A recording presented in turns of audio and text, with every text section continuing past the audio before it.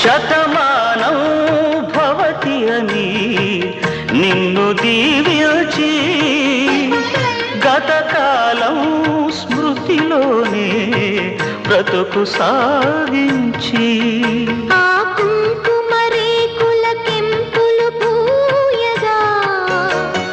పూసిన పూల నోములు